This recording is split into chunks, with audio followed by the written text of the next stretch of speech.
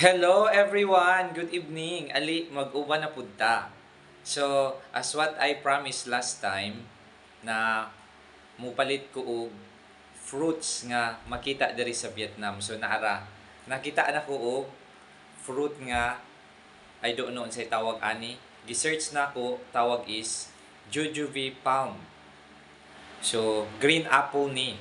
Gamay pa sa kamatis. So, ato ni siyang tilawan, unya, naapod ko'y part 3 na bilin na jackfruit.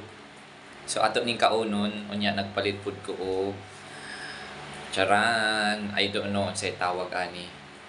Unsa ni sunkiss, na remember na ko sunkiss tawag ni sa lapas. Ay dalanghita man tingali ni. So not sure. Tapos na pa ko'y bayabas na bilin. Kaunon nato ni kay magbiyahe ko ugma. So mabilin, madaot. So paspasan na itong kaon mga friends. So tilawan nato ni sa lasa.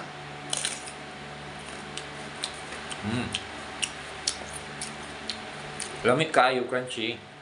Crunchy, tamis, juicy. Very delicious. Lamig kayo.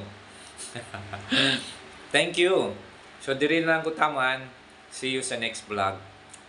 Good night everyone.